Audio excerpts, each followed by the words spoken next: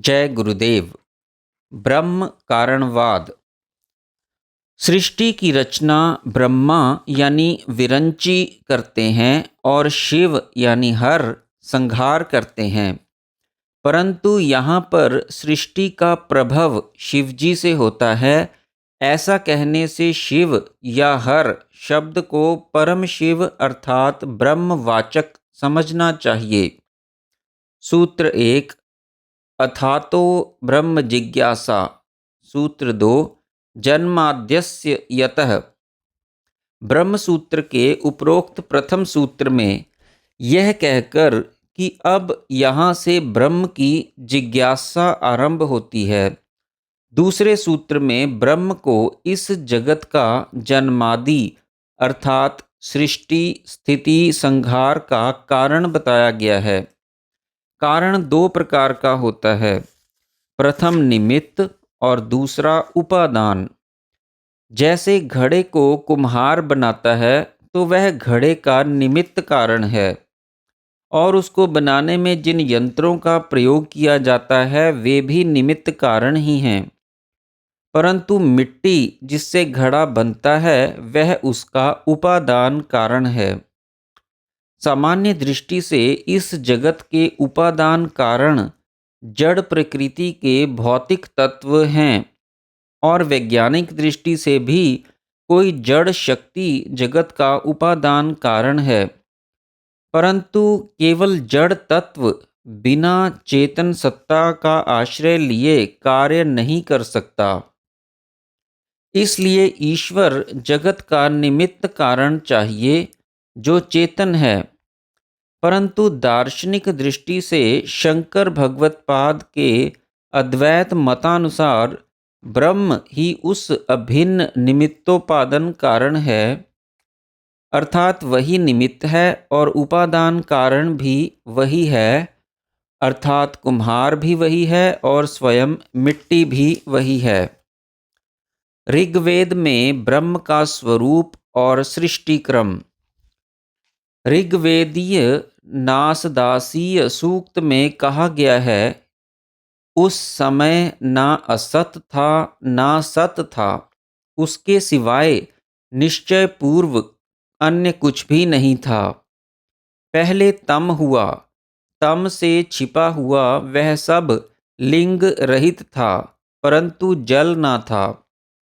तप रूपी तुच्छ माया से जो था वह ढक गया। उसके महिमा रूप से तप से एक पुरुष उत्पन्न हुआ जिसने सृष्टि के रूप में वर्तमान होने की इच्छा की। उसके मन से पहले शक्ति उत्पन्न हुई। बुद्धिमान ऋषियों ने हृदय को जिज्ञासा से जाना कि उस असत में सत का बंधु था। मन की शक्ति को यहाँ असत और उस एक पुरुष को सत कहा गया है। अर्थात ऋषियों ने जब सृष्टि के क्रम को जानने की इच्छा की तो ऐसा समझा कि पहले सत और असत का जोड़ा उत्पन्न हुआ। सृष्टि के पूर्व न सत था न असत, जो था वह ब्रह्म था। गीता में भी ब्रह्म का स्वरूप ऐसा ही बताया गया है, अनादि पर ब्रह्म न सत कहलाता है न असत। सत और असत दोनों परस्पर विरोधी सापेक्षिक शब्द हैं। पर ब्रह्म निरपेक्ष, अक्षर, अव्यय, सत असत से परे है। सृष्टि के पूर्व उसके अतिरिक्त कुछ भी न था, वह अकेला था। कोई जड़ प्राकृतिक भौतिक या भौतिक तत्व न थे, अर्थात अव्यक्त अथवा प्रधान वाच्य जगत का कारण जैसा कि कुछ लोग मानते हैं ना था। सबसे पहले तम अंधकार सा छाया गया। यद्यपि उस समय न दिन का प्रकाश था न रात्रि का अंधकार, अर्थात वह महामाया का था। उस माया विशिष्ट ब्रह्म ने अपनी महिमा से ही तप किया। उसका तप ज्ञानमय था। यह सर्वज्ञः सर्वविद्यस्य ज्ञानमयं तपः, अर्थात जो सर्वज्ञ सर्ववित है उसका तप ज्ञानमय है। फिर उसका ज्ञान तमोगुण की शक्ति से आच्छादित होकर जगत की सृष्टि की कामना करने लगा।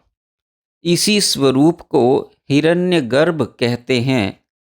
आदि इच्छा शक्ति महात्रिपुर सुंदरी कहलाती है।